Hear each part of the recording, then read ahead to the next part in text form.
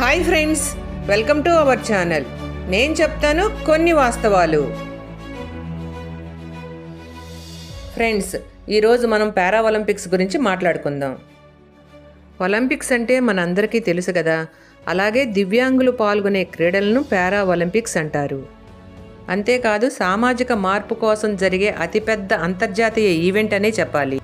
సామాజిక మార్పుకి ఆటలకు సంబంధం ఏంటి అని అనుకుంటున్నారా? తప్పనిసరిగా మార్పు ఉందనే చెప్పాలి. దివ్యాంగులు అంటే చాలా చిన్న చూపు ఉండేది ఒకప్పుడు. కానీ మేము దేనిలోనూ తక్కువ కాదని నిరూపించుకుంటున్నారు అన్ని రంగాల్లోనూ, ముఖ్యంగా ఒలింపిక్స్. ఈ ఒలింపిక్స్ క్రీడల ద్వారా వారిలో ఉన్న ఆత్మస్థైర్యం, మనోధైర్యం సమాజానికి తెలిసింది. అంతేకాదు, ఈరోజు యువత చిన్ని కష్టాలకే ఇబ్బంది పడిపోతూ ఉంటారు. మరి వారి దగ్గర నుండి ఈ సమాజం ఎంత నేర్చుకోవచ్చు? వారిలో ఉన్న ఈ శక్తిని ఎవరు గుర్తించారు? మొట్టమొదట ఈ గేమ్స్ ఎవరు ఆడించారు? పూర్తిగా తెలుసుకునే ప్రయత్నం చేద్దాం. ఈ ఈవెంట్ను మొట్టమొదట డాక్టర్ లుడ్విగ్ గుట్మెన్ 1948లో ప్రారంభించారు. అతను ఒక జర్మన్ బ్రిటిష్ న్యూరాలజిస్ట్. స్టోక్ మాండెవిల్ హాస్పిటల్లో వెన్నుముక గాయాలు మరియు నాడీ సంబంధమైన సర్జన్గా ఉన్నారు. అంతేకాదు, యునైటెడ్ కింగ్డమ్లోనే వెన్నుముక గాయాలకు చికిత్స చేసే మొట్టమొదటి స్పెషలిస్ట్గా ఉన్నారు. వారి సేవలను చూసి బ్రిటిష్ ప్రభుత్వం యుద్ధంలో అవయవాలను కోల్పోయిన వారి కోసం స్టోక్ మాండెవిల్ హాస్పిటల్లో నేషనల్ స్పైనల్ ఇంజురీస్ సెంటర్ను ఏర్పాటు చేయమని కోరింది. వారికి చికిత్స చేస్తూ వారిలో ఉన్న మనోధైర్యాన్ని గుర్తించారు గుట్మెన్. అంతేకాదు, వారు క్రీడలు ఆడటానికి ప్రోత్సహించారు. మొట్టమొదట వీరందరి చేత తన హాస్పిటల్లోనే ఈ గేమ్స్ ఆడించేవారు. అందుకని స్టోక్ మాండెవిల్ గేమ్స్ అనే పేరు వచ్చింది.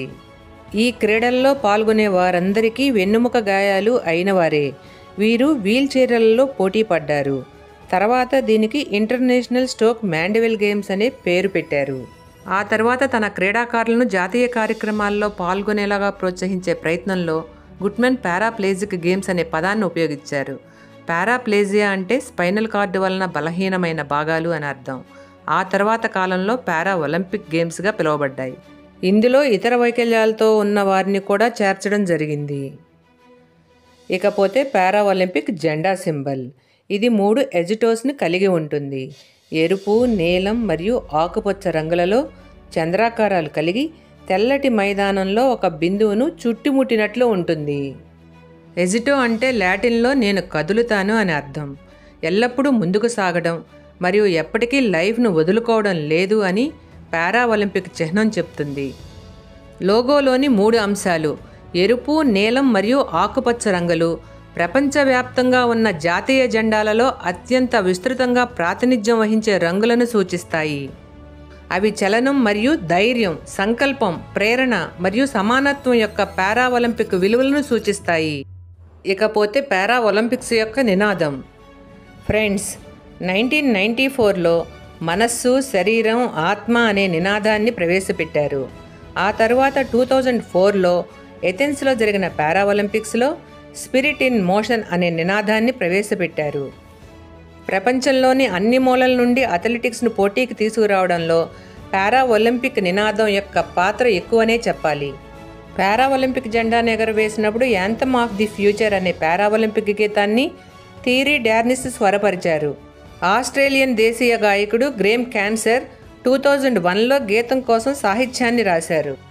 ఫ్రెండ్స్, పారా ఒలింపిక్ పితామహుడైన డాక్టర్ లుడ్విగ్ గుట్మెన్ గారికి అందరూ రుణపడి ఉండాల్సిందే. ఎందుకంటే దివ్యాంగులు దేనిలోనూ తక్కువ కారని, వారు తలుచుకుంటే వారు దేశానికి పేరు ప్రతిష్టలు తీసుకొస్తారని గుర్తించి వారిని ప్రోత్సహించినందుకు. అలాగే ఆయనను ఆదర్శంగా తీసుకుని ఈనాటి ఉపాధ్యాయులు మరియు తల్లిదండ్రులు చాలామంది క్రీడాకారులను ప్రోత్సహించి ముందుకు తీసుకెళ్లి మన దేశ ప్రతిష్టలను మరింత పెంచినందుకు అభినందనలు చెప్దాం. ఈ మధ్య ముగిసిన పారా ఒలింపిక్స్లో మన క్రీడాకారులు 29 పతకాలు సాధించారు. ఒలింపిక్స్ క్రీడాకారుల కంటే పారా ఒలింపిక్స్ క్రీడాకారులే భారత్కు ఎక్కువ పతకాలు తీసుకుని వచ్చారు. మన క్రీడాకారులకు మనందరి తరపున జయ హో, జయ జయ జయ హో Bharat. This is voice of Paddu signing off. We will meet again with another topic.